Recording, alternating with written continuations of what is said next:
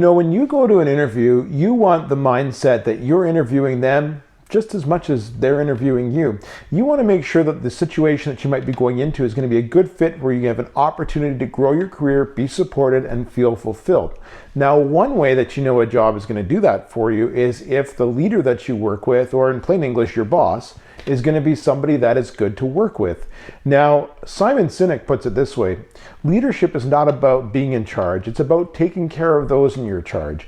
Another way that I like to put it is to say this: is that leader going to be as invested in your success as you are in your own success? Because if they are, they're going to support you with feedback, with tools, and with mentorship along the way.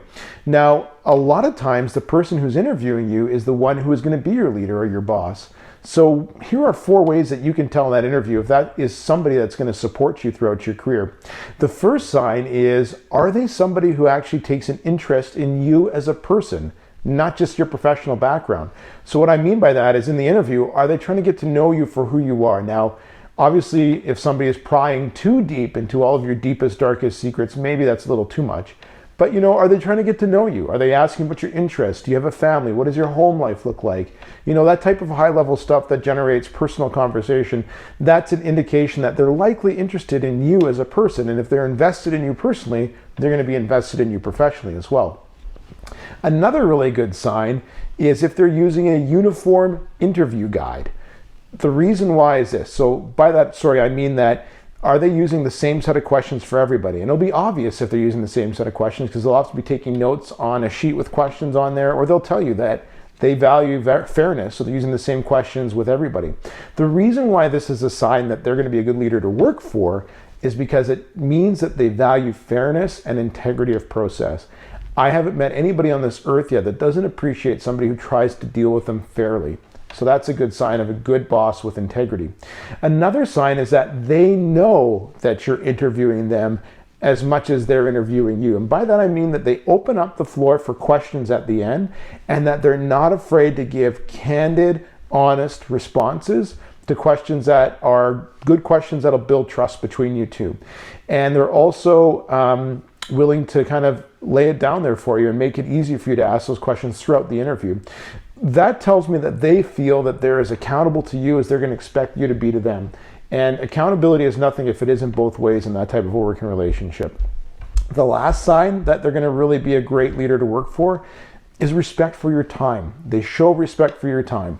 Now, to me, if somebody respects your time, that is the number one way that somebody can respect you as a person and demonstrate that you are as important to them as they are supposed to be to you. There's a few ways that your interviewer can demonstrate respect for time.